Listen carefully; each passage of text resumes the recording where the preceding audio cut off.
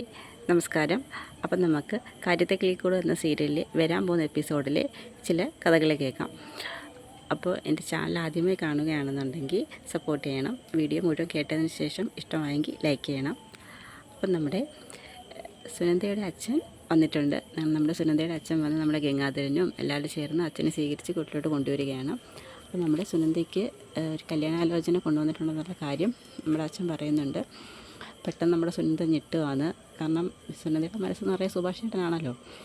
അപ്പം വിവാഹത്തിൻ്റെ കാര്യമൊക്കെ പറയുന്നുണ്ട്. അങ്ങനെ സുനന്ദയെ പെണ്ണ് കാണാനൊക്കെ ആൾ വന്ന് ഇഷ്ടപ്പെട്ട് തിരിച്ചു പോകുന്നുണ്ട്. അപ്പം നമ്മുടെ സുനന്ദയ്ക്ക് സുഭാഷ് ചേട്ടനെയാണ് കൂടുതലിഷ്ടം. അങ്ങനെ സുനന്ദ കരഞ്ഞുകൊണ്ട് പെട്ടെന്ന് നമ്മുടെ സുഭാഷ് ചേട്ടൻ്റെ വീട്ടിലോട്ട് വരികയാണ്. സുഭാഷിനെ കെട്ടിപ്പിടിച്ച് കരയുന്നുണ്ട്. സുഭാഷ് ചേട്ടൻ എന്നെ പെണ്ണ് കാണാൻ ആൾക്കാർ വന്ന് അവർക്ക് കല്യാണം ഇത്രയും പെട്ടെന്ന് നടത്തണമെന്ന് പറയുന്നു. എനിക്ക് വിവാഹം ഇഷ്ടമില്ല, എനിക്ക് സുഭാഷ് ചേട്ടനെ ഇഷ്ടമാണെന്നൊക്കെ പറഞ്ഞ് കിടന്ന് കരയുന്നുണ്ട്. അങ്ങനെ നമ്മുടെ സുഭാഷിനെ ഇഷ്ടമാണെന്നുള്ള കാര്യം നമ്മുടെ സുനന്ദ വീട്ടിൽ പറയുന്നുണ്ട്. അങ്ങനെ വീട്ടിൽ നിന്ന് അവരുടെ അച്ഛനും അമ്മയും മാമനും എല്ലാം കൂടി വന്ന് സുഭാഷിനെ അടിക്കുകയാണ്. അങ്ങനെ സുനന്ദയെ പിടിച്ച് അവർ വീട്ടിലോട്ട് കൊണ്ടുപോകുന്നു. അങ്ങനെ സുഭാഷിനെ അടിച്ചാൽ നമ്മുടെ ഹരീഷും സുധീഷും കണ്ടുകൊണ്ടിരിക്കത്തില്ലല്ലോ. അറിഞ്ഞ പാടെ അവരും തിരിച്ച് നമ്മുടെ സുനന്ദയുടെ വീട്ടിലോട്ട് ചെന്ന് തിരിച്ച് അവരെയും വഴക്കുകുറെ അടിക്കുകയൊക്കെ ചെയ്യുന്നുണ്ട്. അങ്ങനെ നമ്മുടെ സുനന്ദയുടെ അച്ഛൻ സുഭാഷ് മോശമായിട്ട് പെരുമാറിയെന്ന് പറഞ്ഞുകൊണ്ട് പോലീസ് സ്റ്റേഷനിൽ കംപ്ലയിൻറ്റ് കൊടുക്കുന്നു. ഇവർ വീട്ടിൽ കയറി വീട് കയ്യേറി അതിക്രമിച്ചെന്നും പറഞ്ഞുകൊണ്ട് കംപ്ലയിൻറ്റ് കൊടുക്കുകയാണ്. അങ്ങനെ സുഭാഷിനെ അനിയന്മാരെ എല്ലാം പോലീസ് പിടിച്ചുകൊണ്ട് പോകുന്നു. അതിനുശേഷം നമ്മുടെ ഭാസ്കരൻ ഇതൊന്നും അറിഞ്ഞില്ല. അങ്ങനെ ഭാസ്കരൻ അറിഞ്ഞ പാടെ ഭാസ്കരൻ പെങ്ങളുടെ വീട്ടിൽ ചെന്നിട്ട് പെങ്ങളെയും അളിയനെയും എല്ലാവരെയും നല്ല ശരിക്കും വഴക്ക് പറയുന്നുണ്ട്. അപ്പോൾ നമ്മുടെ നിധിയും കൂടെ വന്നിട്ട് നിധി പറയുന്നുണ്ട്, ആൻറ്റി സുഭാഷ് ചേട്ടനെതിരെ നിങ്ങൾ കൊടുത്തത് കള്ള കംപ്ലയിൻ്റാണ്. സുഭാഷ് ചേട്ടൻ ഒരിക്കലും അങ്ങനെയൊന്നും ചെയ്യത്തില്ല. എനിക്ക് വീട്ടിൽ വന്ന നാൾ മുതൽ എനിക്ക് സുഭാഷ് ചേട്ടനെ അറിയാം. സുഭാഷ് ചേട്ടൻ മോശമായിട്ട് ഒരു നോട്ടം കൊണ്ടോ വാക്കുകൊണ്ടോ പോലും സുനന്ദയോട് ഒരു രീതിയിലും തെറ്റായിട്ട് പെരുമാറിയിട്ടില്ല.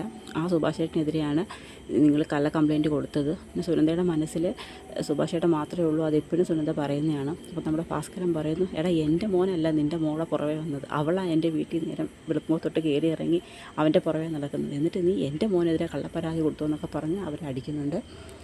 അങ്ങനെ ഇത് പറയുന്ന, ആൻറ്റി ഈ കംപ്ലയിൻറ്റ് പിൻവലിക്കണമെന്നൊക്കെ പറയുമ്പോൾ, നീ വലിയ വീട്ടിലെ പെണ്ണാണെന്നല്ലേ പറഞ്ഞത്, നീ ആ പശുത്തൊഴുത്തി വന്ന് കിടക്കുന്നതെന്ന് കരുതി എൻ്റെ മോളെ വളർത്തി വലുതാക്കിയത് ആ കന്നാലിക്കൂട്ടത്തിൻ്റെ കൂടെ വിടാനല്ല എന്നൊക്കെ പറഞ്ഞ് നമ്മുടെ നിധിയെ വളരെ ഇൻസൾട്ട് ചെയ്യുകയാണ്.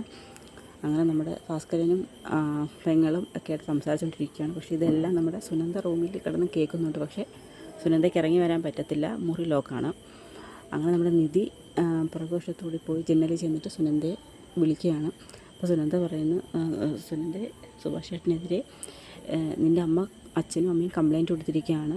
നീ വന്നത് കള്ളപ്പരാതിയെന്ന് പറഞ്ഞാൽ മാത്രമേ അവരെ പോലീസ് സ്റ്റേഷനിൽ തിരികെ വിടുകയുള്ളൂ. എനിക്ക് എന്ത് ചെയ്യാൻ പറ്റും നിധി, ഞാൻ ഈ റൂമിനകത്തായി പോലും എനിക്ക് പുറത്തിറങ്ങാൻ പോലും അനുവാദമില്ല, എനിക്കൊന്നും ചെയ്യാൻ പറ്റത്തില്ല നിധി എന്നൊക്കെ പറഞ്ഞ് നമ്മുടെ സുനന്ദ കരയുകയാണ്. അപ്പം നമ്മുടെ നിധി പറയുന്നു, ഒരു കാര്യം ചെയ്യാം, നിനക്ക് വരാൻ വലിയ ബുദ്ധിമുട്ടുള്ള നിൻ്റെ ഫോൺ നമ്പർ ഇതാ, പോലീസ് സ്റ്റേഷനിൽ നിന്ന് ഞാൻ കാര്യങ്ങൾ പറയാം, പോലീസുകാർ നിന്നെ വിളിക്കുമ്പോൾ നീ പരാതി കള്ളപ്പരാതിയാണെന്ന് പറയണം, സുഭാഷ് ചേട്ടൻ നിന്നോട് മോശമായിട്ടൊന്നും പെരുമാറിയിട്ടില്ലെന്ന് പറഞ്ഞെങ്കിൽ മാത്രമേ അവരെ പോലീസ് സ്റ്റേഷനിൽ നിന്ന് വിടുകയുള്ളൂ എന്ന് നമ്മുടെ നിധി പറയുകയാണ്. ഞാൻ പറയാമെന്ന് പറഞ്ഞു. അങ്ങനെ നമ്മുടെ നിധി നേരെ പോലീസ് സ്റ്റേഷനിലോട്ട് വരികയാണ്. അപ്പം പോലീസുകാരോടൊക്കെ നിങ്ങൾ ആരാന്നൊക്കെ നമ്മുടെ പോലീസുകാർ ചോദിക്കുന്നുണ്ട്. അങ്ങനെ അവരോട് സംസാരിച്ചുകൊണ്ട് നിൽക്കുന്നതൊക്കെയാണ് നമ്മുടെ വരാൻ പോകുന്ന എപ്പിസോഡുകൾ രംഗങ്ങളാണ്. അപ്പം കഥ ഇനിയുണ്ട് ബാക്കി. അപ്പം എല്ലാവരും കഥ മുഴുവൻ കേൾക്കണം. കഥയോടെ അവസാനിക്കുകയാണ്. തുടർന്നും കഥയായിട്ട് പിറ്റേ ദിവസം കാണാം. അപ്പോൾ എല്ലാവർക്കും ഒരു ശുഭദിനം നേരുന്നു.